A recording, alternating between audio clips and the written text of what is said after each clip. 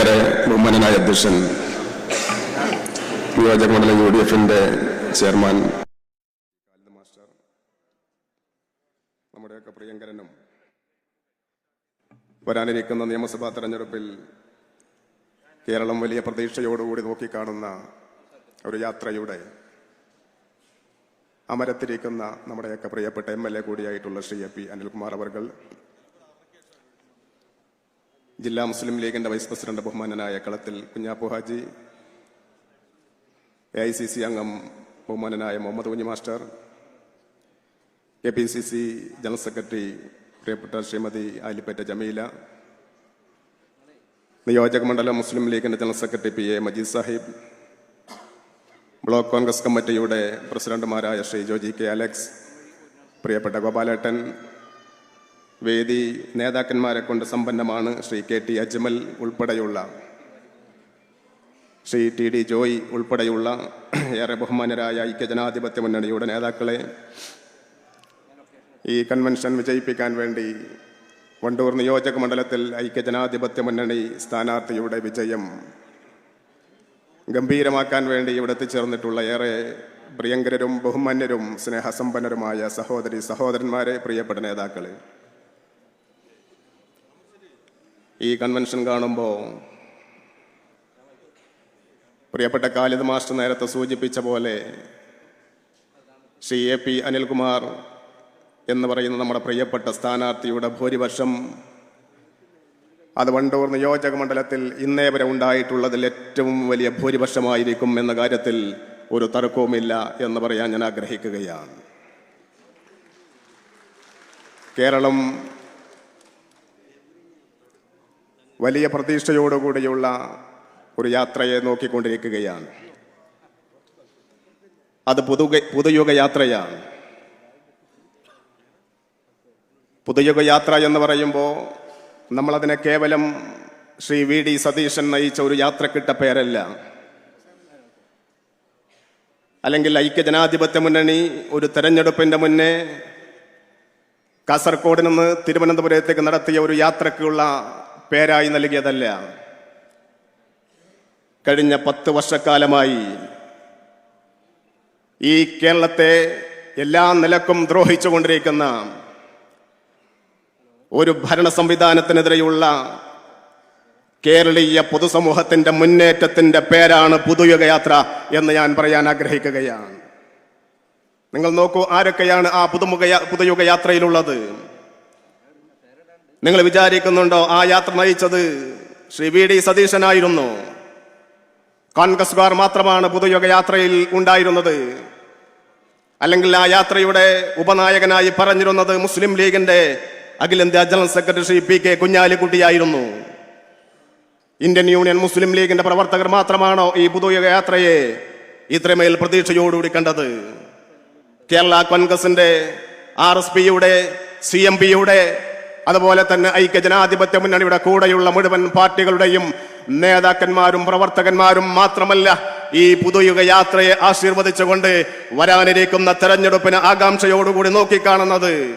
ഈ പുതുയുഗ യാത്രയിൽ കേരളം കണ്ട ഏറ്റവും നല്ല കമ്മ്യൂണിസ്റ്റുകാരൻ ആരാണെന്ന് ചോദിച്ചാൽ ഇന്ന് ജീവിച്ചിരിക്കുന്ന കമ്മ്യൂണിസ്റ്റ് നേതാക്കന്മാരിൽ ഒരാളെ ആ ഒരു പേരിന് അർഹനായിട്ടുള്ളൂ. ആ നേതാവിന്റെ പേരാണ് G സുധാകരൻ എന്ന് പറയുന്നത്.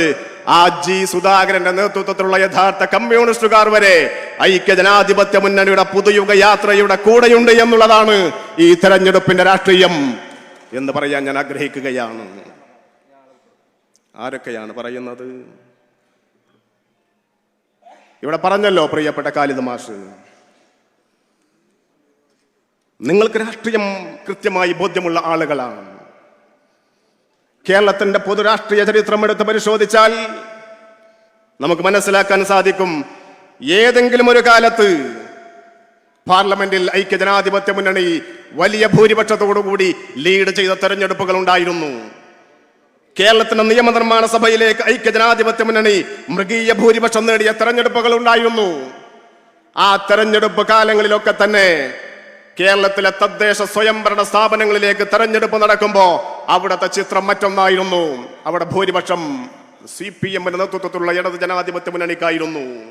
എന്നാൽ ഈ തെരഞ്ഞെടുപ്പിൽ, കഴിഞ്ഞ ഡിസംബറിൽ നടന്ന തെരഞ്ഞെടുപ്പിൽ 11-ാം തീയതി കേരളത്തിലെ പ്രബുദ്ധരായിരിക്കുന്ന ജനത തദ്ദേശ സ്വയംഭരണ സ്ഥാപനങ്ങളിലേക്ക് തങ്ങളുടെ സമ്മതിദാനാവകാശം രേഖപ്പെടുത്തിക്കൊണ്ട് 13-ാം തീയതി വോട്ട് വെട്ടി പൊട്ടിച്ചപ്പോ കേരളത്തിൽ കാസർഗോഡ് തൊട്ട് തിരുവനന്തപുരം വരെയുള്ള തദ്ദേശ സ്വയംഭരണ സ്ഥാപനങ്ങൾ കമ്മ്യൂണിസ്റ്റ് മാർക്സിസ്റ്റ് പാർട്ടിയുടെ നേതൃത്വത്തിലുള്ള ഇടത് ജനാധിപത്യ മുന്നണിയെ അടപടലം തകർത്തുകൊണ്ടാണ് ഐക്യ ജനാധിപത്യ മുന്നണി ഗംഭീരമായ വിജയം കൈവരിച്ചത് എന്ന് 2 മാസം മുമ്പ് നടന്ന ചരിത്രമാണ്.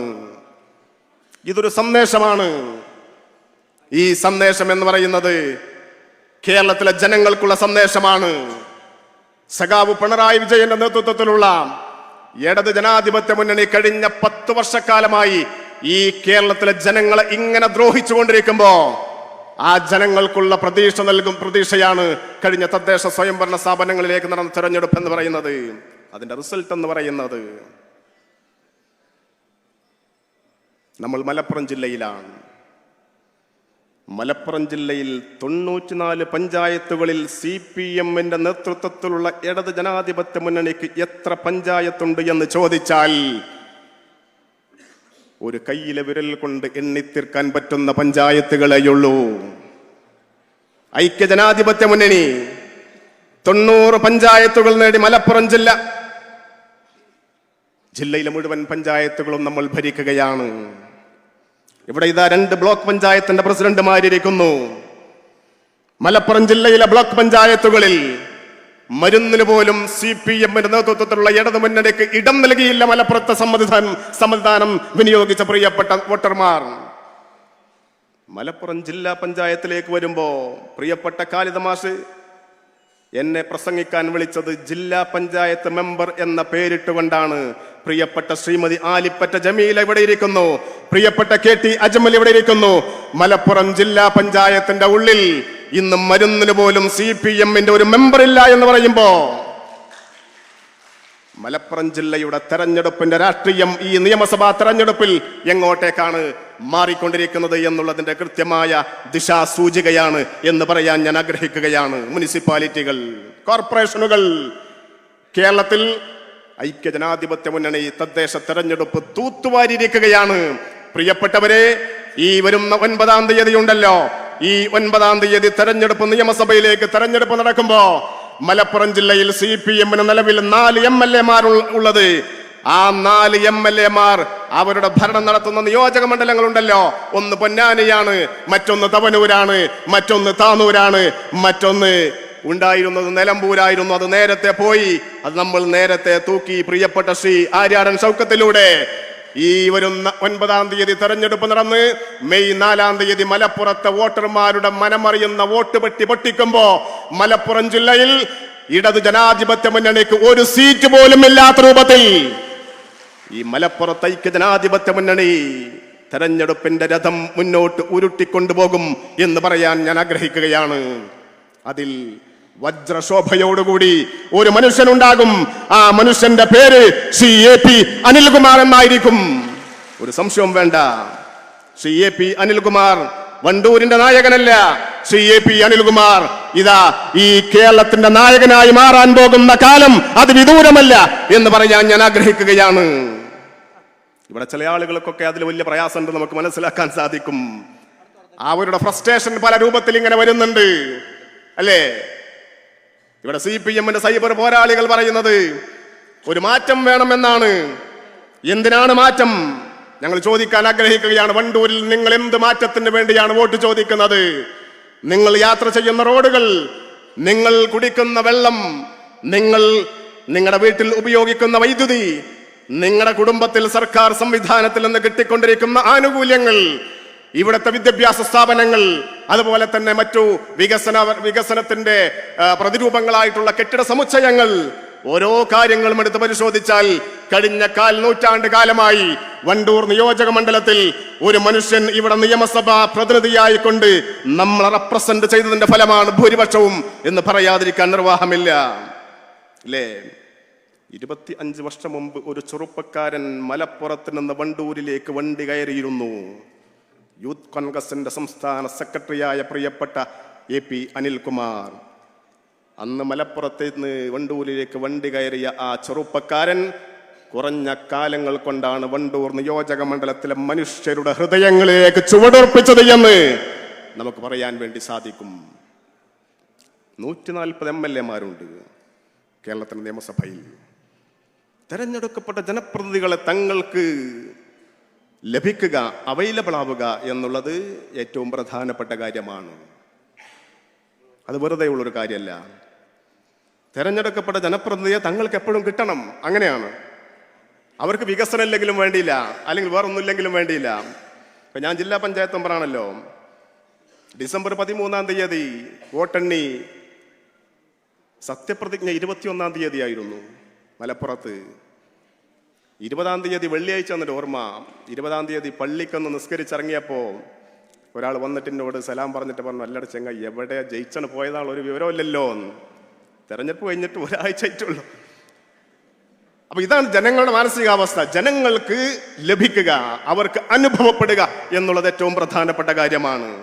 ഒരു ജനപ്രതിനിധി എപ്പോഴും അങ്ങനെയായിരിക്കണം.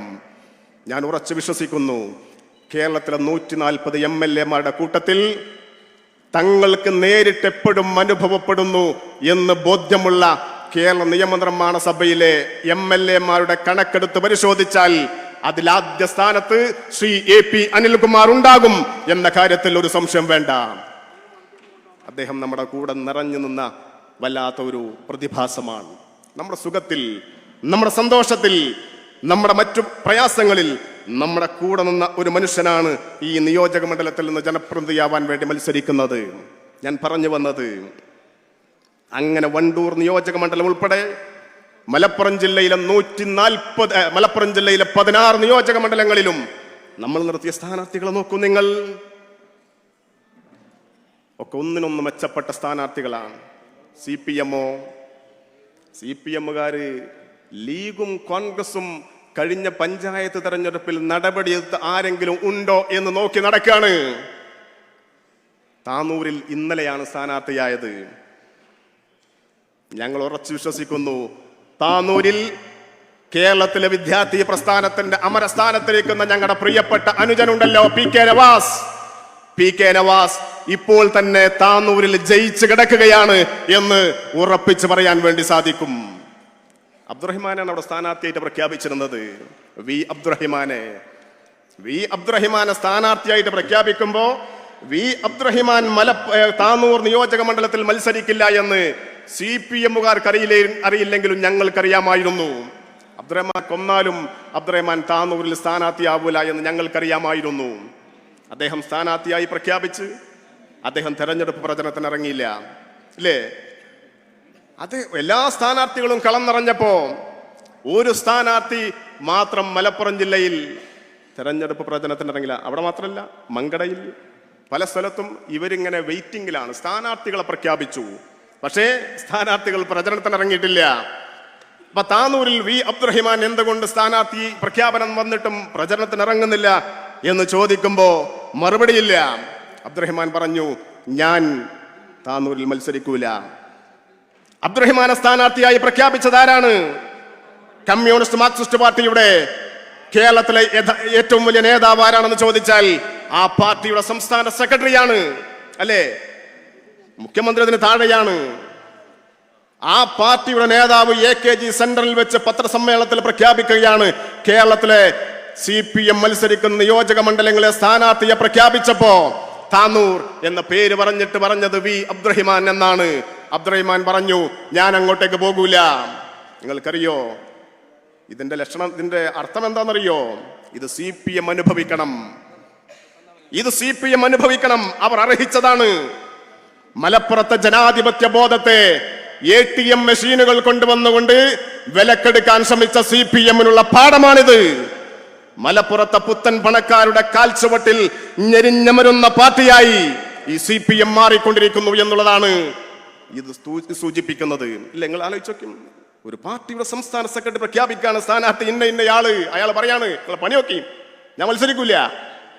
ഞാൻ മത്സരിക്കണമെങ്കിൽ എനിക്ക് തിരൂരിൽ സ്ഥാനാർത്ഥിത്വം കിട്ടണം. പാർട്ടിയിൽ മെമ്പർഷിപ്പ് ഇല്ലാത്ത മനുഷ്യൻ, CPM-ൽ ഔദ്യോഗികമായി മെമ്പർഷിപ്പ് ഇല്ലാത്ത മനുഷ്യൻ, CPM-ൽ ഒരു ഭാരവാഹി സ്ഥാനവും ഇല്ലാത്ത മനുഷ്യൻ, കയ്യിൽ കുറച്ച് പൈസയുണ്ട്. ആ പൈസയുടെ ബലം വെച്ചുകൊണ്ട് കമ്മ്യൂണിസ്റ്റ് മാർക്സിസ്റ്റ് പാർട്ടിയുടെ വെല്ലുവിളിക്കുന്ന അവസ്ഥയിലേക്ക് വന്നിട്ടുണ്ട് എങ്കിൽ നിങ്ങൾക്കറിയുമോ ഏതാണ് ഈ കമ്മ്യൂണിസ്റ്റ് പാർട്ടി? സഖാവ് AK ഗോപാലൻ പട്ടിണി കിടന്നുണ്ടാക്കിയ പാർട്ടി എന്നവർ ആവേശത്തോടു കൂടി പറയാറുണ്ട്. അതുപോലെ തന്നെ P കൃഷ്ണപിള്ള, അതുപോലെ തന്നെ EMS നമ്പൂതിരിപ്പാട്, അധികായരായ കമ്മ്യൂണിസ്റ്റ് നേതാക്കന്മാർ പടുത്തുയർത്തിയ ഈ കമ്മ്യൂണിസ്റ്റ് മാർക്സിസ്റ്റ് പാർട്ടിയെ ബീഡി കച്ചവടം നടത്തി പൈസയുണ്ടാക്കിയ മലപ്പുറത്തെ ഒരു മുതലാളി വെല്ലുവിളിക്കുന്നു എങ്കിൽ ഇന്നത്തെ കേരളത്തിലെ CPM നേരിടുന്ന ഏറ്റവും വലിയ വെല്ലുവിളിയാണ് അത് എന്ന് പറയാതിരിക്കാൻ നിർവാഹമില്ല. ഇപ്പൊ ഒരു സ്ഥാനാർത്ഥിനെ കിട്ടിയിട്ടുണ്ട്. ആരാന്നറിയോ? ഇപ്പൊ കിട്ടിയ സ്ഥാനാർത്ഥി ലീഗിന്ന് കുറെ കാലം കുറച്ചു മുമ്പ് ലീഗിലുണ്ടായിരുന്നു എന്ന് പറയുന്നു. അയാളാണ് ഇപ്പൊ സ്ഥാനാർത്ഥിയായി പ്രഖ്യാപിച്ചിട്ടുള്ളത്. മങ്കടയിൽ ഒരു സ്ഥാനാർത്ഥിയെ പ്രഖ്യാപിച്ചിട്ടുണ്ട്. മങ്കടയിലെ സ്ഥാനാർത്ഥി തെരഞ്ഞെടുപ്പ് പ്രചരണത്തിന് ഇറങ്ങിയിട്ടില്ല. എന്താ കാര്യം എന്നറിയോ? അവിടെ സ്ഥാനാർത്ഥി പ്രഖ്യാപനവുമായി ബന്ധപ്പെട്ടുകൊണ്ട് ഒരു ചെറിയ പ്രയാസം ഇങ്ങനെ ചില ആളുകളൊക്കെ പറഞ്ഞിരുന്നു. അപ്പൊ ആ കൂട്ടത്തിൽ നിന്ന് ആരെങ്കിലും കിട്ടുമോ എന്ന് നോക്കിയിരിക്കുകയാണ് CPM-കാര്. നിങ്ങൾ നോക്കൂ ഒരു പാർട്ടിയുടെ ഗതികേട്. ആരാണ് വള്ളിക്കുന്നൽ CPM-ന്റെ സ്ഥാനാർത്ഥി, ഇടതു മുന്നണിയുടെ സ്ഥാനാർത്ഥി? ഈ മലപ്പുറം ജില്ലയുടെ മലബാറിലെ കേരളക്കരയിലെ CPM-ന്റെ സ്ഥാനാർത്ഥി പട്ടിക എടുത്ത് പരിശോധിക്കുമ്പോ ഈ തെരഞ്ഞെടുപ്പിൽ അവർ എത്രമേൽ ദയനീയമായി പരാജയപ്പെടും എന്ന് നമുക്ക് കൃത്യമായ ബോധ്യമുണ്ട്. സഖാവ് പിണറായി വിജയൻ പറയാണ് G സുധാകരന് അധികാരക്കൊതിയാണ്. ഇത്ര വയസ്സായില്ലേ? പിണറായി വിജയൻ ചോദിക്കാണ് ഈ കാലപത്രയുമായിട്ടും G സുധാകരന് അധികാര ഭ്രമമാണ് എന്ന് പറയുന്നത് കേരളത്തിന്റെ മുഖ്യമന്ത്രി ശ്രീ പിണറായി വിജയനോട് ഞങ്ങൾ ചോദിക്കാൻ ആഗ്രഹിക്കുകയാണ്. G സുധാകരന്റെയും നിങ്ങളുടെയും വയസ്സ് പരിശോധിക്കണം. G സുധാകരന്റെ വയസ്സിലേറെ വയസ്സുണ്ട് കേരളത്തിന്റെ മുഖ്യമന്ത്രി ശ്രീ പിണറായി വിജയന്. ഇപ്പോഴും മത്സരിക്കുകയാണ്. നിങ്ങൾ കണ്ടിട്ടില്ലേ ആ കിയ കാറിൽ വന്നിറങ്ങുന്നത്? നമ്മൾ പരിഹസിക്കല്ല, അല്ലെങ്കിൽ കുറ്റം പറയല്ല. ആരോഗ്യം എന്ന് പറയുന്നത് എല്ലാവരെ സംബന്ധിച്ചും വലിയ പ്രയാസമുള്ള കാര്യം. ആരോഗ്യമില്ലെങ്കിൽ കഴിഞ്ഞു എല്ലാം. പക്ഷേ മുട്ടും കയ്യിൽ ഇല്ലാത്തവൻ എന്തിനാണ് ഈ ചെറുവരില്ലാത്തവനെ കുറ്റം പറയുന്നത്? അല്ലേ? മുട്ടും കൈയില്ലാത്തവൻ ചെറുവരില്ലാത്ത ആള് പോകുമ്പോ കണ്ടില്ലേ ഓന്റെ ചേല്, ഓനൊരു വിരലില്ല, ഏതോനെ കാണാപ്പ എന്ത് ചേല എന്ന് ചോദിക്കേണ്ട കാര്യമുണ്ടോ? 80 വയസ്സിന്റെ മുകളിലാണ് കേരളത്തിന്റെ മുഖ്യമന്ത്രി പിണറായി വിജയന്റെ വയസ്സ്. കേരളത്തിന്റെ നിയമസഭയിലേക്ക് ഇപ്പോഴും മത്സരിക്കുകയാണ്. G സുധാകരന്റെ വയസ്സ് 80-ന് താഴെയാണ്. എന്റെ പിണറായി വിജയന് അധികാരമോഹമാവാം. അദ്ദേഹം മാറി നിൽക്കണ്ടേ? എന്തേ മാറി നിൽക്കാഞ്ഞത്? കുറെ ആളുകളെ മാറ്റി നിർത്തിയല്ലോ. CPM-ലെ പ്രധാനപ്പെട്ട പല നേതാക്കളെയും മാറ്റി നിർത്തിയപ്പോ എന്തുകൊണ്ട് കേരളത്തിന്റെ മുഖ്യമന്ത്രി മാറി നിൽക്കുന്നില്ല? കേരളത്തിലെ പൊതുസമൂഹം ചോദിക്കുന്ന പ്രധാനപ്പെട്ട ചോദ്യമായി മാറുകയാണ് G സുധാകരനെ അദ്ദേഹം ഇങ്ങനെ പരിഹസിക്കുമ്പോ. അല്ലേ? PK ശശി പോന്നു പാലക്കാട് ജില്ലയിൽ, ഐഷ പോറ്റി പോന്നു. ഞാനതാണ് പറഞ്ഞത്. ഞാൻ അവരുടെ പേര് പറയുന്നില്ല, കാരണം പേര് പറഞ്ഞാൽ അത് നീണ്ടുപോകും. CPM-ൽ നിന്ന് രാജിവെച്ചുകൊണ്ട് അല്ലെങ്കിൽ അവരോട് സലാം പറഞ്ഞുകൊണ്ട് ഐക്യജനാധിപത്യ മുന്നണിയുടെ കൂടെ പ്രവർത്തിക്കാൻ പോന്നിട്ടുള്ള നേതാക്കന്മാരുടെ, പ്രബലരായ നേതാക്കന്മാരുടെ പേരുകളാണ് ഞാൻ പറഞ്ഞത്. ഞാനതാണ് പറഞ്ഞത്. പുതുയുഗ യാത്രയിൽ നമ്മുടെ കൂടെ നമ്മൾ മാത്രമല്ല, നമ്മുടെ കൂടെ കമ്മ്യൂണിസ്റ്റ് മാർക്സിസ്റ്റ് പാർട്ടിയുടെ പ്രധാനപ്പെട്ട നേതാക്കൾ ഉൾപ്പെടെ വലിയ ഒരു വിഭാഗം പ്രവർത്തകരുണ്ട് എന്ന് പറയാൻ ഞാൻ ആഗ്രഹിക്കുകയാണ്. ഇവർക്കറിയാം നേരാമണ്ണം രാഷ്ട്രീയം പറഞ്ഞിട്ട് തെരഞ്ഞെടുപ്പിൽ അധികാരത്തിൽ വരാൻ വേണ്ടി കഴിയില്ല എന്ന് ഇവർക്ക് കൃത്യമായിട്ടറിയാം. നിങ്ങൾ നോക്കൂ, ഈ തെരഞ്ഞെടുപ്പിൽ CPM മുന്നോട്ട് വെക്കുന്ന രാഷ്ട്രീയം പൊളിറ്റിക്കലാണോ? അവർ രാഷ്ട്രീയം പറയുന്നുണ്ടോ? വികസനം പറയാൻ കഴിയോ? വർഗീയത പറഞ്ഞുകൊണ്ട് എങ്ങനെ 4 വോട്ട് നേടാം എന്നാണ് CPM ആലോചിച്ചു കൊണ്ടിരിക്കുന്നത്. വെള്ളാപ്പള്ളി നടേശൻ എന്ന് പറയുന്ന മനുഷ്യൻ കേരളത്തിലെ പൊതു സമൂഹത്തിന്റെ മുമ്പാകെ വന്നുകൊണ്ട് വലിയ രൂപത്തിലുള്ള വർഗീയത പറഞ്ഞപ്പോ എന്താണ് കേരളത്തിന്റെ മുഖ്യമന്ത്രിയുടെ പ്രതികരണം? എന്തായിരുന്നു? ശ്രീ പിണറായി വിജയൻ എന്താ പറഞ്ഞത്? അദ്ദേഹത്തെ മഹത്വവൽക്കരിക്കുകയാണ് ചെയ്തത്. ഏത് വെള്ളാപ്പള്ളി എന്നറിയോ? ഐക്യജനാധിപത്യ മുന്നണി കേരളം ഭരിക്കുമ്പോ വെള്ളാപ്പള്ളി എന്തോ വർത്തമാനം പറഞ്ഞപ്പോ ഇതുപോലെ വർഗീയത പറയുന്ന ആളുകളെയൊക്കെ പിടിച്ച് ജയിലിടുകയാണ് വേണ്ടത് എന്ന് പറഞ്ഞ കേരളത്തിന്റെ അന്നത്തെ പ്രതിപക്ഷ സ്ഥാനത്തിരുന്ന അല്ലെങ്കിൽ പ്രതിപക്ഷ പാർട്ടിയുടെ നേതാവായിരുന്ന CPM-ന്റെ നേതാവായിരുന്ന ശ്രീ പിണറായി വിജയൻ പറഞ്ഞത് വെള്ളാപ്പള്ളി നടേശനെ പിടിച്ച് ചങ്ങലക്കിടണം എന്നാ പറഞ്ഞിരുന്നത്. അന്ന് ചെറിയ എന്തോ വർഗീയത പറഞ്ഞിട്ടുള്ളൂ. ഇന്നിപ്പോ വലിയ വർഗീയത പറഞ്ഞപ്പോ ആ വെള്ളാപ്പള്ളി നടേശനെ കേരളത്തിന്റെ മുഖ്യമന്ത്രിയുടെ കാറിന്റെ മുൻസീറ്റിലിരുത്തിയിട്ടാണ് ശ്രീ പിണറായി വിജയൻ യാത്ര നടത്തിയത്. ഞാൻ ചോദിക്കട്ടെ, ഗോവിന്ദൻ മാഷ് CPM-ന്റെ സംസ്ഥാന സെക്രട്ടറി ആണല്ലോ, സാങ്കേതികമായി പിണറായി വിജയന്റെ മുകളിൽ നിൽക്കുന്ന ആളാണല്ലോ, മുഖ്യമന്ത്രി പദത്തിലിരിക്കുന്നുവെങ്കിലും കേരളത്തിലെ പാർട്ടിയാണ് ശ്രീ പിണറായി വിജയനെ മുഖ്യമന്ത്രിയാക്കിയത്. ആ പാർട്ടിക്ക് നേതൃത്വം കൊടുക്കുന്ന ആളാണ് ശ്രീ ഗോവിന്ദൻ മാഷ്. ആ ഗോവിന്ദൻ മാഷ് കേരളത്തിന്റെ മുഖ്യമന്ത്രിയുടെ വണ്ടിയിൽ വാഹനത്തിൽ എത്ര പ്രാവശ്യം കയറിയിട്ടുണ്ട് എന്ന് ചോദിച്ചാൽ അതിന്റെ ഉത്തരം ഒറ്റ പ്രാവശ്യം കയറിയിട്ടില്ല എന്നതായിരിക്കും. ഇനി അഥവാ കയറിയിക്കണേ തന്നെ എനിക്ക് ചെറിയൊരു ഓർമ്മ അങ്ങനെയുണ്ട്. ഡൽഹിയിൽ കേരള ഹൗസിൽ നിന്ന് AKG സെന്ററിലേക്ക് പോയപ്പോൾ ഗോവിന്ദ മാഷ് അവിടെ വണ്ടി കാത്തിക്കാണ്. വണ്ടി കിട്ടാഞ്ഞപ്പോഴാണ് മുഖ്യമന്ത്രിയുടെ വണ്ടി വരുന്നത്. അന്ന് അതിൽ കയറി എന്നല്ലാതെ കേരളത്തിലെ CPM-ന്റെ നേതാവിന്, പാർട്ടി സെക്രട്ടറിക്ക് മുഖ്യമന്ത്രിയുടെ മുഖ്യമന്ത്രിയുടെ വാഹനത്തിൽ കയറാനുള്ള അനുമതി കിട്ടിയിട്ടില്ല. അവിടെയാണ് വെള്ളാപ്പള്ളി നടേശനെ ആനയിച്ചു കൊണ്ടുവന്നുകൊണ്ട് ശ്രീ പിണറായി വിജയൻ തന്റെ വാഹനത്തിൽ കയറ്റി ഔദ്യോഗികമല്ലാത്ത ഒരു പരിപാടിയിൽ കൊണ്ടുപോയി ഇരുത്തി എന്ന് മാത്രമല്ല ആ മനുഷ്യനെ കുറിച്ച് വാതോരാതെ വലിയ രൂപത്തിൽ പ്രശംസ നടത്തിയ ആളാണ് കേരളത്തിന്റെ മുഖ്യമന്ത്രി ശ്രീ പിണറായി വിജയൻ എന്ന് നമ്മൾ അറിയണം. എന്തിനു വേണ്ടിയിട്ടാണെന്നറിയോ? 4 വോട്ട് കിട്ടാൻ വേണ്ടിയിട്ട്. ഇവർക്കറിയാം ഇപ്പൊ എല്ലാ വിഭാഗം ആളുകളും തങ്ങളോട് തെറ്റി മാറി നിൽക്കുകയാണ് എന്ന് ഏറെക്കുറെ ഇവർക്ക് നല്ല ധാരണയിക്കണ്. അവിടെ കൂടെ ഉണ്ടായിരുന്ന പരമ്പരാഗതമായ എല്ലാ വിഭാഗം ആളുകളും മുസ്ലിം സമുദായത്തിൽ നിന്ന്, ക്രിസ്ത്യൻ സമുദായത്തിൽ നിന്ന്, ഹൈന്ദവ സമുദായത്തിൽ നിന്ന് CPM-നെയും LDF-നെയും പിന്തുണച്ചിരുന്ന പല സംഘടനകളും, പല രാഷ്ട്രീയ പാർട്ടികൾ, പല സാമുദായിക സംഘടനകളടക്കം അവരോട് അനിഷ്ടം പ്രകടിപ്പിച്ചുകൊണ്ട് മാറി നിൽക്കുകയാണ്. അവരൊക്കെ ആഗ്രഹിക്കുന്നത് UDF അധികാരത്തിൽ വരണമെന്നുള്ളതാണ്. അപ്പൊ പിന്നെ പറയാനുള്ളത് വർഗീയതയാണ്. വർഗീയത പറയുമ്പോ അത് മനസ്സിലുള്ള ആളുകളുടെ വല്ലാത്തൊരു പിന്തുണ കിട്ടും. അത് PC ജോർജിനെ പോലെയുള്ള, PC ജോർജ് ഇപ്പോഴല്ല BJP പോയത്. വർഗീയത പറയാൻ തുടങ്ങുന്ന കാലത്ത് PC ജോർജ് CPM-ന്റെ കൂടെയായിരുന്നു. മതേതരത്വം പറഞ്ഞ സമയത്ത് PC ജോർജ് UDF-ലായിരുന്നു. മതേതരത്വത്തിന് കളങ്കപ്പെടുത്തുന്ന വർത്തമാനം പറഞ്ഞപ്പോഴാണ് പൂഞ്ഞാറിൽ നിന്ന് അവിടുത്തെ UDF പ്രവർത്തകന്മാരുടെ വികാരം മാനിച്ചുകൊണ്ട് ആ മനുഷ്യനെ നമ്മൾ മാറ്റി നിർത്തിയത്. പിന്നീട് ഇടക്കാലത്ത് തീവ്രത കുറഞ്ഞ വർഗീയത പറഞ്ഞപ്പോ CPM-ന്റെ കൂടെയായിരുന്നു. ഇപ്പൊ കുറച്ചുകൂടി തീവ്രത കൂടിയപ്പോ ഇന്ന് PC ജോർജ് നിൽക്കുന്നത് BJP-യുടെ പാളയത്തിലാണ്. ആ PC ജോർജിനെ പ്രോത്സാഹിപ്പിച്ച കേരളത്തിലെ CPM, അതുപോലെ തന്നെ വെള്ളാപ്പള്ളി നടേശനെ പ്രോത്സാഹിപ്പിക്കുന്ന കേരളത്തിലെ CPM, അവർ ലക്ഷ്യം വെക്കുന്നത് ഈ നാടിൽ നമ്മുടെ നാട്ടിലെ മഹിതമായിരിക്കുന്ന ഒരു സാമൂഹ്യ അന്തരീക്ഷമുണ്ട്. അത് വല്ലാത്തൊരു അന്തരീക്ഷമാണ്. വികസനം ഇല്ലെങ്കിൽ പോകട്ടെ എന്ന് വെക്കാം, അല്ലേ?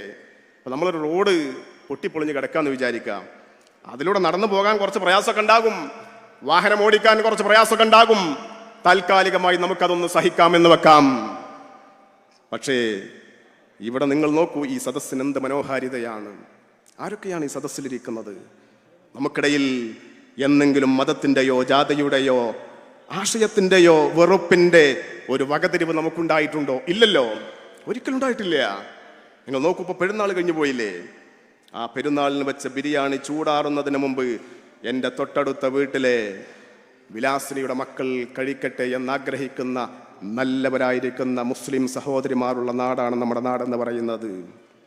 വിഷു വരാൻ വേണ്ടി പോവുകയാണല്ലോ.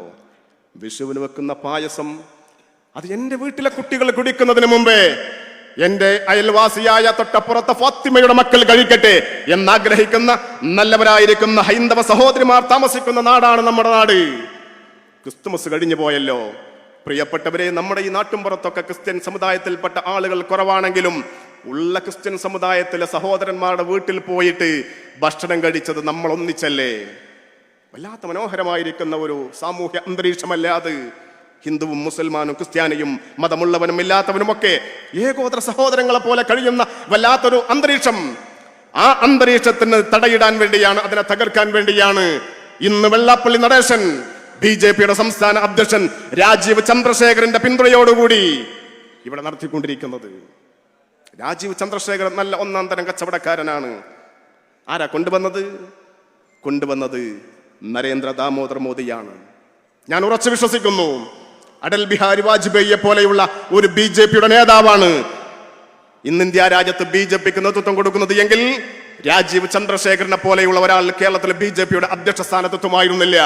പക്ഷേ നരേന്ദ്രമോദി എന്ന് പറയുന്ന മനുഷ്യനുണ്ടല്ലോ, ഗുജറാത്തിന്റെ തെരുവിൽ കലാപം അഴിച്ചുവിട്ടുകൊണ്ട് പാവപ്പെട്ട ഒരു പ്രത്യേക സമുദായത്തിലെ ആളുകളെ തെരഞ്ഞു പിടിച്ചുകൊണ്ട് നിഷ്കാസനം ചെയ്ത് ആയിരക്കണക്കിന് വരുന്ന ആളുകളെ കൊന്നു തള്ളിയതിനെ കുറിച്ച് പത്രക്കാർ ചോദിക്കുകയാണ്. രാജ്യത്തിന്റെ പ്രധാനമന്ത്രി കസേരയിലേക്ക് നടന്നു പോകുന്ന ഒരു മനുഷ്യനോട് നിങ്ങൾക്ക് ഗുജറാത്ത് കലാപത്തെ കുറിച്ച്, ആ കലാപത്തിൽ ആയിരക്കണക്കിന് വരുന്ന മുസ്ലിം സഹോദരിമാരെ ചുട്ടുകൊന്നു തള്ളിയതിനെ കുറിച്ച് നിങ്ങൾക്ക് എന്താണ് പറയാനുള്ളത് എന്ന് രാജ്യത്തിന്റെ പ്രധാനമന്ത്രി കസേരയിലേക്ക് ഡൽഹിയിലേക്ക് നടന്നു പോകുന്ന ഒരു മനുഷ്യനോട് പത്രക്കാർ ചോദിക്കുമ്പോ ആ മനുഷ്യൻ അവരോട് പറഞ്ഞത്, അവരോട് മാത്രമല്ല അവർ റെപ്രസെന്റ് ചെയ്യുന്നത് ഈ രാജ്യത്തെ കോടാനുകോടി വരുന്ന ജനങ്ങളെയാണ്, എന്നെയും നിങ്ങളെയുമാണ്.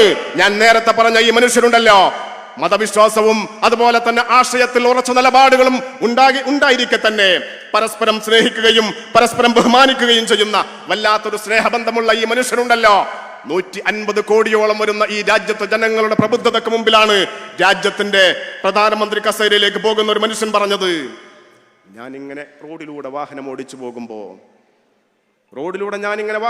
പോകുമ്പോ എൻ്റെ വാഹനത്തിന് മുമ്പിൽ ഒരു പട്ടിക്കുട്ടി പെട്ടാൽ എന്തായിരിക്കുമോ എൻ്റെ മാനസികാവസ്ഥ, അത്രയേ ആ സംഭവത്തെ ഞാൻ കാണുന്നുള്ളൂ എന്ന് പറഞ്ഞുകൊണ്ട് നിസ്സാരവൽക്കരിച്ച മനുഷ്യനുണ്ടല്ലോ, ഒന്നാം നമ്പർ കച്ചവടക്കാരനാണ് നരേന്ദ്ര ദാമോദർ മോദി. ആ നരേന്ദ്ര ദാമോദർ മോദിയാണ് കേരളത്തിലെ BJPയുടെ അധ്യക്ഷ സ്ഥാനത്തേക്ക് രാജീവ് ചന്ദ്രശേഖർ എന്ന് പറയുന്ന ബിസിനസ്മാനെ കൊണ്ടുവന്നത്. അവർ കച്ചവടം ഉറപ്പിക്കുകയാണ്. അവർ വെള്ളാപ്പള്ളി നടേശനിലൂടെ കച്ചവടം ഉറപ്പിക്കാൻ വേണ്ടിയുള്ള വലിയ ശ്രമമാണ് കഴിഞ്ഞ കുറച്ച് കാലങ്ങളായി ഈ കേരളത്തിൽ നടത്തിക്കൊണ്ടിരിക്കുന്നത്. വെള്ളാപ്പള്ളിയും രാജീവ് ചന്ദ്രശേഖരും പരസ്പരം കച്ചവടം ഉറപ്പിക്കുമ്പോ ആ കച്ചവടത്തിൽ നിന്ന് ഇവിടെ സ്ഥലക്കച്ചവടം നടത്തുമ്പോ അതിലൊരു കമ്മീഷൻ പറയാറുണ്ട്. 1% വിൽക്കുന്നവരും 2% വാങ്ങുന്നവരും എന്നുള്ള കമ്മീഷൻ പറയാറുണ്ട്. അങ്ങനെ സ്ഥലക്കച്ചവടക്കാർ ലക്ഷങ്ങളുടെ കോടിയുടെ ബിസിനസ് നടത്തുമ്പോ കമ്മീഷൻ പറഞ്ഞു പറ്റുന്ന 1000-ന്റെയും ലക്ഷത്തിന്റെയും കമ്മീഷൻ കൊതിച്ചുകൊണ്ട് നമ്മുടെ നാട്ടും പുറത്ത് നടക്കുന്ന നമ്മൾ അവരെ ബ്രോക്കർമാർ എന്നാണ് പേരിട്ട് വിളിക്കാറുള്ളത്. ആ ബ്രോക്കർമാരുടെ നിലവാരത്തിലേക്ക് കേരളത്തിലെ കമ്മ്യൂണിസ്റ്റ് മാർക്സിസ്റ്റ് പാർട്ടിയുടെ നേതാവ്, കേരളത്തിന്റെ മുഖ്യമന്ത്രി ശ്രീ പിണറായി വിജയൻ മാറിപ്പോയി എന്നുള്ളതാണ് ഇന്നത്തെ കേരളത്തിന്റെ രാഷ്ട്രീയ അന്തരീക്ഷം എന്ന് പറയാതിരിക്കാൻ നിർവാഹമില്ല. BJPയും വെള്ളാപ്പള്ളിയും ഉൾപ്പെടെയുള്ള വർഗീയതയെ പ്രോത്സാഹിപ്പിക്കുന്ന ആളുകൾ കച്ചവടം ഉറപ്പിക്കുമ്പോ അതിൽ നിന്ന് കിട്ടുന്ന കമ്മീഷൻ പറ്റാൻ വേണ്ടി ഏത് കേരളത്തിന്റെ എന്നറിയുമോ? ഇവിടെ E.K. നായനാർ കേരളത്തിന്റെ മുഖ്യമന്ത്രി കസേര ഇരുന്നിട്ടുണ്ട്. EMS നമ്പൂതിരിപ്പാട് കേരളത്തിന്റെ മുഖ്യമന്ത്രി കസേര ഇരുന്നിട്ടുണ്ട്. VS അച്യുതാനന്ദൻ കേരളത്തിന്റെ മുഖ്യമന്ത്രി കസേര ഇരുന്നിട്ടുണ്ട്. CPM-ന്റെ നേതാക്കന്മാരായിരുന്നു, കമ്മ്യൂണിസ്റ്റ് പാർട്ടിയുടെ നേതാക്കന്മാരായിരുന്നു. അവരൊന്നും ഇതുപോലെ വകതിരിവില്ലാത്ത പ്രവർത്തനം നടത്തിയിട്ടില്ല. അവരൊന്നും ഇതുപോലെയുള്ള വർത്തമാനം പറഞ്ഞിട്ടില്ല. അവരൊന്നും ഇതുപോലെയുള്ള ഓരോ സമീപനത്തെയും പ്രോത്സാഹിപ്പിച്ചിട്ടില്ല. നിങ്ങൾക്കറിയോ, ആ പാർട്ടിയുടെ പിന്മുറക്കാരനായ, എതിരാളികളില്ലാതെ ഒരു പാർട്ടിയെ ഉള്ളംകൈയിൽ വെച്ച് നടക്കുന്ന CPM-ന്റെ നേതാവ് ശ്രീ പിണറായി വിജയൻ തിരുവായ്ക്കെതിർവ ഇല്ല എന്നാണ് പറയാനുള്ളത്. ഗോവിന്ദൻ മാഷ് സാങ്കേതികമായ ഒരു സെക്രട്ടറിയാണ്. കൂടെയുള്ള ആളുകൾ സാങ്കേതികമായി കൂടെയുണ്ട് എന്ന് മാത്രമേ ഉള്ളൂ. എല്ലാം പിണറായി വിജയൻ പറയുന്ന പോലെയാണ്. അദ്ദേഹം പറയാണ്, ഇപ്പൊ പകലല്ല, ഇപ്പൊ രാത്രിയാണ് എന്ന് പറഞ്ഞാൽ കേരളത്തിലെ CPM-കാരൻ കണ്ണടച്ച് പറഞ്ഞോണം, ഇപ്പോ പകലല്ല, ഇപ്പൊ രാത്രിയാണ് എന്ന് കേരളത്തിലെ കമ്മ്യൂണിസ്റ്റുകാരൻ കണ്ണടച്ച് പറഞ്ഞോണം. ഇല്ലെങ്കിൽ കണ്ണ് തുറക്കുമ്പോ ആ പാർട്ടിയിൽ ഉണ്ടാവില്ല എന്നുള്ളതാണ് കേരളത്തിലെ കമ്മ്യൂണിസത്തിന്റെ അവസ്ഥ എന്ന് പറയുന്നത്. ആ മനുഷ്യനാണ് രാജീവ് ചന്ദ്രശേഖറും അതുപോലെ തന്നെ വെള്ളാപ്പള്ളി നടേശൻ ഉൾപ്പെടെയുള്ള ഈ രാജ്യത്തെ വർഗീയത പറഞ്ഞുകൊണ്ട് നമ്മുടെ നാടിന്റെ സാമൂഹ്യ അന്തരീക്ഷത്തെ തകർക്കാൻ വേണ്ടിയുള്ള ശ്രമം നടത്തുന്ന ആളുകളെ കേരളത്തിന്റെ പൊതുമണ്ഡലത്തിൽ കൊണ്ടുവന്ന് ആദരിക്കുന്നത് എന്ന് പറയുമ്പോ അവിടെയാണ് ഞാൻ പറഞ്ഞത്, എന്ത്, നമ്മുടെ നാടിന്റെ സാമൂഹ്യ അന്തരീക്ഷത്തെ തകർക്കാൻ വേണ്ടിയുള്ള വലിയ ശ്രമമാണ് ഇപ്പൊ നടത്തിക്കൊണ്ടിരിക്കുന്നത്. നിങ്ങൾ നോക്കൂ, മലപ്പുറം ജില്ലയെ കുറിച്ച് എന്തൊക്കെയാണ് പറഞ്ഞത് അല്ലേ? മലപ്പുറം ജില്ല എന്ന് പറയുന്നത് വല്ലാത്ത ഇവിടുത്തെ നമുക്കറിയാലോ, മലപ്പുറത്ത് നമ്മൾ എത്രമേൽ സ്നേഹത്തോടു കൂടിയാണ് കഴിയുന്നത്, ഇല്ലേ? ഇവിടുത്തെ ഹിന്ദുവിന്റെ പ്രശ്നം മുസ്ലിമിന്റെ പ്രശ്നമാണ്, അല്ലേ? ഇവിടുത്തെ മുസ്ലിമിന്റെ പ്രശ്നം ഹിന്ദുവിന്റെ പ്രശ്നമാണ്. ഇവിടുത്തെ മുസ്ലിമിന്റെയും ഹിന്ദുവിന്റെയും പ്രശ്നം ഇവിടുത്തെ ക്രിസ്ത്യാനിയുടെ പ്രശ്നമാണ്. നിങ്ങൾ നോക്കൂ, തെക്കൻ ജില്ലകളിൽ നിന്നൊക്കെ നമ്മുടെ ഈ ജില്ലയിലേക്ക് കഴിഞ്ഞ കാലങ്ങളിൽ ജോലി തേടി വന്നിരുന്ന ആരും ഇപ്പൊ ഇവിടെ നിന്ന് തിരിച്ചു പോകുന്നില്ല. എന്താ പോകത്തറിയോ? അവിടെ സ്ഥലമില്ലാഞ്ഞിട്ടല്ല, അവിടെ അവർക്ക് ബന്ധുക്കളില്ലാഞ്ഞിട്ടല്ല, കുടുംബങ്ങളില്ലാഞ്ഞിട്ടല്ല. അവർ ഈ സ്നേഹത്തിന്റെ വല്ലാത്ത തണലിൽ ജീവിക്കുമ്പോ ഇനിയിപ്പോ ഒരു മാറ്റം വേണ്ട എന്നാഗ്രഹിച്ചത് കൊണ്ടാണ് അവരിപ്പോഴും ഈ മലപ്പുറത്ത് തന്നെ താമസിക്കുന്നത്. ഈ മലബാറിൽ അത് വല്ലാത്തൊരു പാരമ്പര്യമാണ്. ഞാൻ പറഞ്ഞല്ലോ, നേരത്തെ പറഞ്ഞ അനുഭവങ്ങൾ, അതിനെ ദുർവ്യാഖ്യാനം ചെയ്യുന്ന രൂപത്തിൽ ഇവിടെ എന്തൊക്കെ വർത്തമാനങ്ങളാണ് കേരളത്തിലെ CPM-ന്റെ തലമുതിർന്ന നേതാക്കന്മാർ പറഞ്ഞുകൊണ്ടിരുന്നത്, ഇല്ലേ? മലപ്പുറത്തെ ഹിന്ദുവിനെയും മുസൽമാനെയും തമ്മിലടിപ്പിക്കാൻ വേണ്ടിയുള്ള വലിയ വർത്തമാനം പറഞ്ഞു. അതിന് മുസ്ലിം ലീഗിനെ പ്രതിയാക്കി, അല്ലേ? ഒരു CPM-ന്റെ നേതാവ് പറഞ്ഞെന്താ അറിയോ? BJP-ക്കാർ പോലും പറയാത്ത വർത്താന പറഞ്ഞത്. ആയിരുന്നറിയോ? സജി ചെറിയാൻ. നിങ്ങൾ മലപ്പുറത്തേക്ക് നോക്കൂ, അവിടുത്തെ സ്ഥാനാർത്ഥികളുടെ മതം നോക്കൂ എന്നാ പറഞ്ഞത്. സ്ഥാനാർത്ഥികളുടെ മതം നോക്കൂ എന്നാ പറഞ്ഞത്. എന്തിനാണ് സ്ഥാനാർത്ഥികളുടെ മതം നോക്കുന്നത്? ഇവിടെ മലപ്പുറം ജില്ലയിൽ സ്വാഭാവികമായി നമുക്കറിയാം, ഇവിടെ ഭൂരിപക്ഷമുള്ള സമുദായത്തിൽ നിന്ന് കുറച്ച് ആളുകൾ കൂടുതലുണ്ടാവും. അത് സ്വാഭാവികമല്ലേ? കോട്ടയം ജില്ലയിലേക്ക് പോയാൽ അവിടെ ക്രിസ്ത്യൻ സമുദായത്തിൽപ്പെട്ട ആളുകൾ കുറച്ച് കൂടുതലുണ്ടാകും. തൃശ്ശൂരിലേക്ക് പോകുമ്പോൾ അവിടെ ഹൈന്ദവ സമുദായത്തിൽപ്പെട്ട ആളുകൾ കുറച്ച് കൂടുതലുണ്ടാവും. അത് സ്വാഭാവികമല്ലേ? ഇപ്പൊ നിങ്ങൾ നോക്കൂ, നമ്മുടെ പ്രിയപ്പെട്ട ശ്രീ ജോജി കെ അലക്സ് ഇവിടെ ഇരിക്കുന്നു. അദ്ദേഹം ക്രിസ്ത്യൻ സമുദായത്തിൽപ്പെട്ട ആളല്ലേ? അദ്ദേഹം കഴിഞ്ഞ തെരഞ്ഞെടുപ്പിൽ മത്സരിച്ച് ജയിച്ച ആളല്ലേ? നമ്മൾ ആരെങ്കിലും ആ ഒരു പ്രശ്നം ചൂണ്ടിക്കാണിച്ചിട്ടുണ്ടോ? ഇവിടെ എത്ര ഹൈന്ദവ സഹോദരന്മാരും എത്ര മുസ്ലിം സഹോദരന്മാരും ജനപ്രതിനിധികളായി വരുന്നു, അല്ലേ? ആരെങ്കിലും നമ്മൾ മതത്തിന്റെ പേരിൽ ഈ രാഷ്ട്രീയത്തെ വ്യാഖ്യാനിച്ചിട്ടുണ്ടോ? ഇല്ലല്ലോ. ഇവിടുത്തെ ഒരു പ്രത്യേകത വേറൊന്നുണ്ട്. ഞാൻ പറഞ്ഞല്ലോ, ഇങ്ങനെ തെരഞ്ഞെടുക്കപ്പെട്ട് വരുന്ന ആളുകൾ, ഇപ്പോ ജോജി കെ അലക്സ് ആണെങ്കിൽ അദ്ദേഹം ഏറ്റവും വലിയ പ്രാധാന്യം കൊടുക്കുക അദ്ദേഹത്തിന്റെ സമുദായത്തിനല്ല, മറിച്ച് മുസ്ലിം സമുദായത്തിനും ഹൈന്ദവ സമുദായത്തിനും അദ്ദേഹം പ്രാധാന്യം കൊടുക്കുക. ഇവിടെ തെരഞ്ഞെടുക്കപ്പെടുന്ന ഒരു മുസ്ലിം അവർ പ്രാധാന്യം കൊടുക്കുക ആർക്കാന്നറിയോ? ഇവിടുത്തെ മുസ്ലിങ്ങളെക്കാൾ വലിയ പ്രാധാന്യം കൊടുക്കുന്നത് ഇവിടുത്തെ ഹൈന്ദവ സഹോദരന്മാരുടെ ക്രിസ്ത്യൻ സമുദായത്തിൽപ്പെട്ട ആളുകളുടെ പ്രശ്നങ്ങൾക്കാണ്. അതാണ് സ്നേഹം, അതാണ് സൗഹാർദ്ദപരമായിരിക്കുന്ന സാമൂഹ്യ അന്തരീക്ഷം എന്ന് പറയുന്നത്.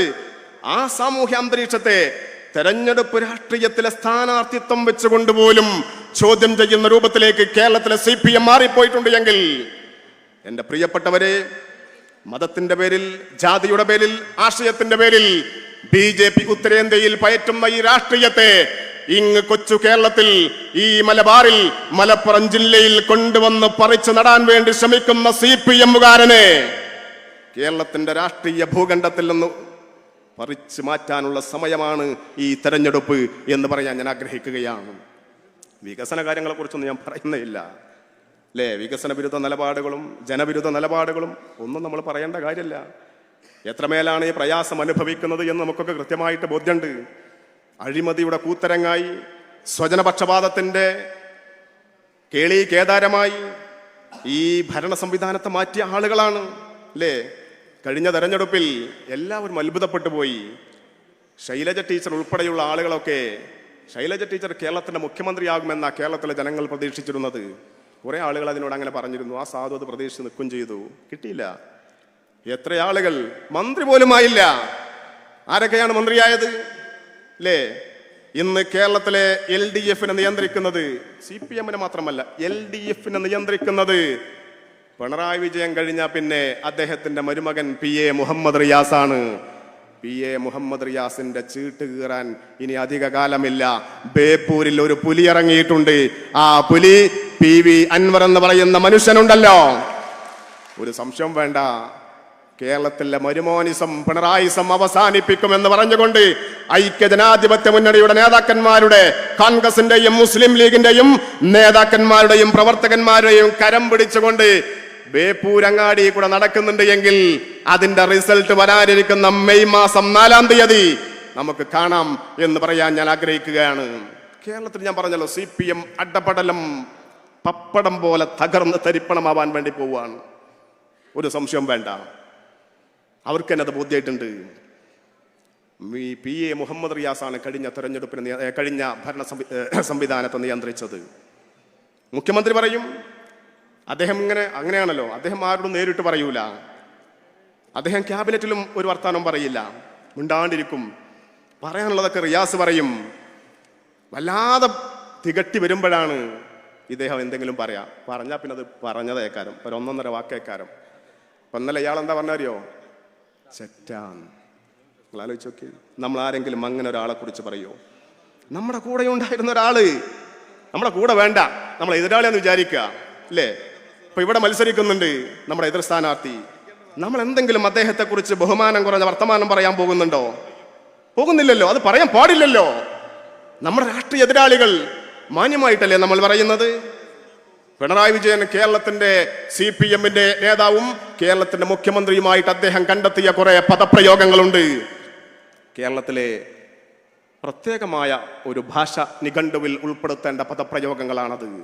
അത് നമുക്ക് പറ്റിയ നിഘണ്ടുവല്ല, അത് വേറെ ഏതെങ്കിലും സ്ഥലത്ത് ഉപയോഗിക്കേണ്ട നിഘണ്ടുവാണ്. പരമചെറ്റ എന്ന് പറയുന്നത് കേരളത്തിലെ ഏറ്റവും തലമുതിർന്ന യഥാർത്ഥ കമ്മ്യൂണിസ്റ്റുകാരനായ ഒരു മനുഷ്യനെ കുറിച്ചാണ്. പരനാറി എന്ന് പറഞ്ഞു, നികൃഷ്ടജീവി എന്ന് പറഞ്ഞു, ഇല്ലേ? എന്തൊക്കെയാ പറഞ്ഞത്? പരമചെറ്റ എന്ന് പറയുമ്പോൾ ഞാൻ ഇപ്പോഴും ഉറച്ചു വിശ്വസിക്കുന്നുണ്ട്. എന്തറിയോ, ശ്രീ VS അച്യുതാനന്ദൻ മരണപ്പെട്ടു പോയല്ലോ. അദ്ദേഹം കാര്യം എന്തൊക്കെയാണെങ്കിലും ഒരു യഥാർത്ഥ കമ്മ്യൂണിസ്റ്റുകാരനായിരുന്നു. ശ്രീ VS അച്യുതാനന്ദൻ ഇന്ന് സ്വബോധത്തോടുകൂടി ജീവിച്ചിരിക്കുന്നുവെങ്കിൽ ജി സുധാകരന്റെ മുമ്പേ ആ പാർട്ടിയുമായി ബന്ധം വിച്ഛേദിച്ചുകൊണ്ട് പുറത്തു വരുന്ന നേതാവായി ശ്രീ VS അച്യുതാനന്ദൻ മാറുമായിരുന്നു എന്ന് വിശ്വസിക്കുന്ന ആളാണ് ഞാൻ, അല്ലേ? സാംസ്കാരിക നായകർ പറഞ്ഞു, എല്ലാവരും പറഞ്ഞു ഈ ഗവൺമെന്റിന്റെ ഈ തുടർഭരണം ഇനി വരാൻ പാടില്ല എന്നെല്ലാവരും പറഞ്ഞു. എന്താ കാര്യം എന്നറിയോ? കേരളത്തെ ആ രൂപത്തിലേക്ക് കൊണ്ടുപോയതിന്റെ ഫലമാണ് എന്ന് നമുക്കെല്ലാവർക്കും അറിയാം. ആ രൂപത്തിലേക്ക് കേരളത്തിന്റെ വികസന മേഖലയെ, കേരളത്തിന്റെ സാമൂഹ്യ അന്തരീക്ഷത്തെ, കേരളത്തിന്റെ ക്രമസമാധാന മേഖലയെ, കേരളത്തിന്റെ വിദ്യാഭ്യാസ മേഖലയെ, കേരളത്തിന്റെ വ്യവസായ മേഖലയെ, ആരോഗ്യ മേഖലയെ, എല്ലാ മേഖലകളെയും, അല്ലേ? ആരോഗ്യ മേഖലയൊക്കെ വല്ലാത്തൊരു സംഭവമാണ്. നിങ്ങൾ നോക്കൂ, കേരളത്തിന്റെ ആരോഗ്യ മേഖല എന്ന് പറയുന്നത് നമ്മൾ പേര് കേട്ട വല്ലാത്തൊരു സംവിധാനമായിരുന്നു കേരളത്തിന്റെ ആരോഗ്യ മേഖല എന്ന് പറയുന്നത്.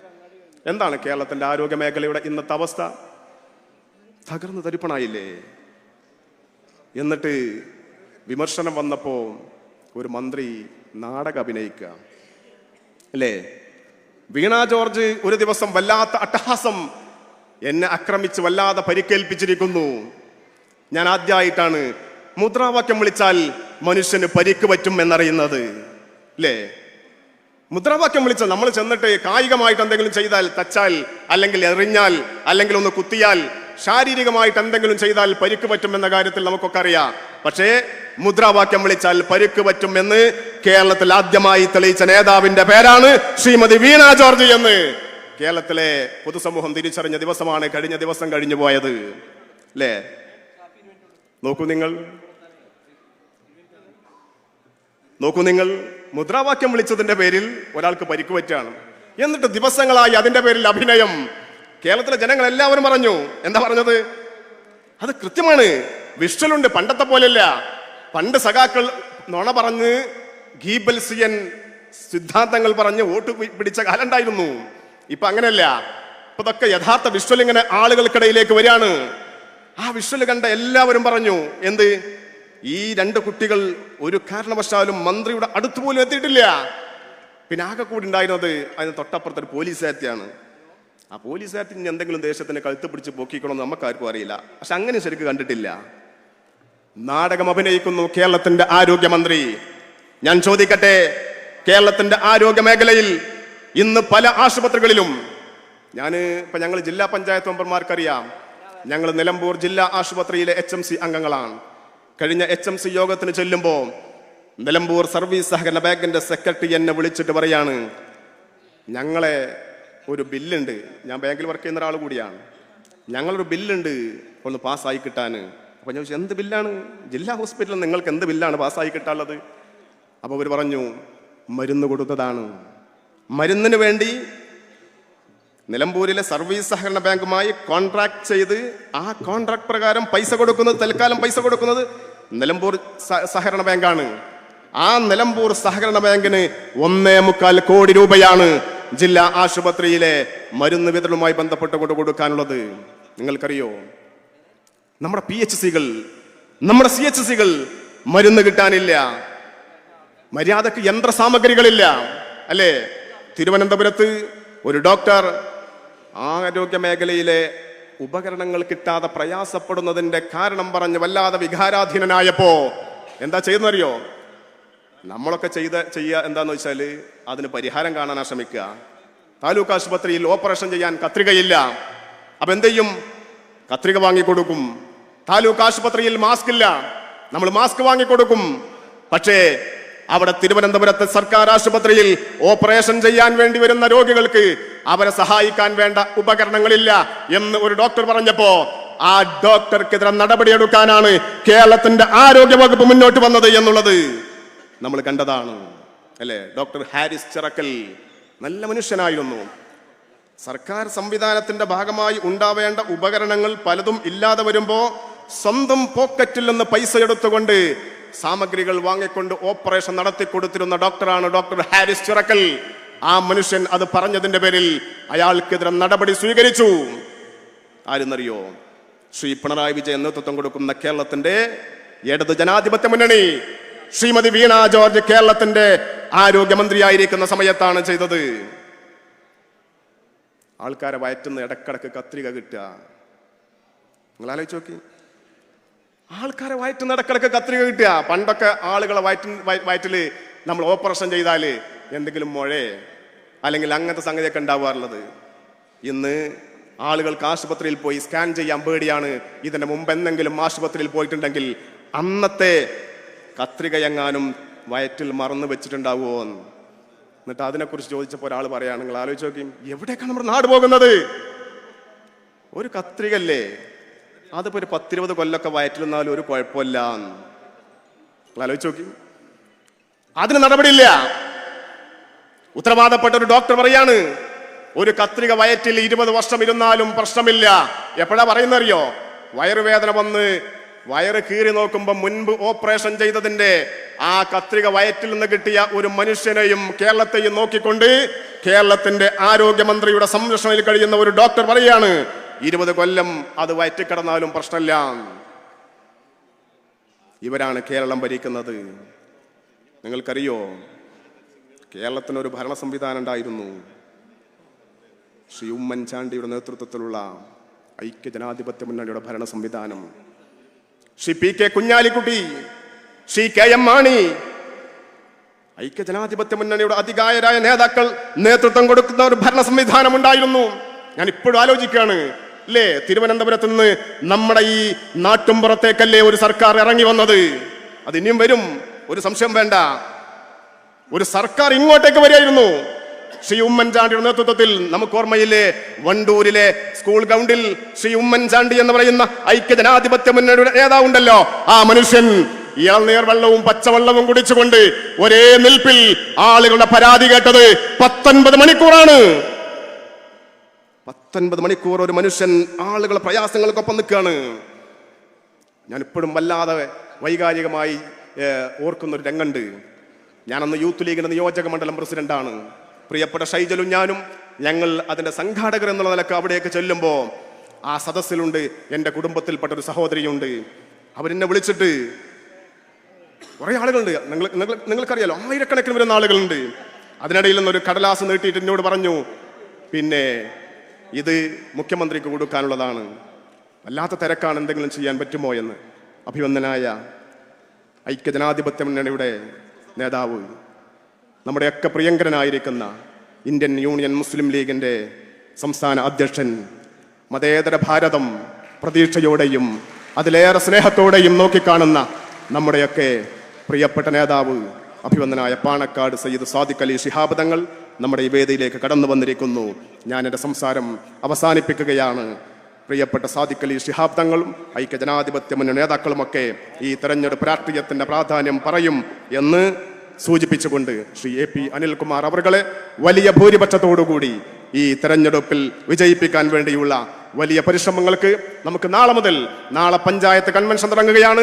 അതിന് തൊട്ടടുത്ത ദിവസം ബൂത്ത് കൺവെൻഷനുകൾ തുടങ്ങുകയാണ്. പ്രിയപ്പെട്ട ശ്രീ AP അനിൽകുമാറിന്റെ ഭൂരിപക്ഷം 10 മടങ്ങ് വർദ്ധിപ്പിച്ചിട്ട് ഇനി നമുക്ക് വിശ്രമമുള്ളൂ എന്നുള്ള പ്രഖ്യാപനം ഏറ്റെടുത്തുകൊണ്ട് നമ്മൾ തെരഞ്ഞെടുപ്പ് ഗോതയിലേക്ക് പോവുകയാണ്. ജയ് UDF.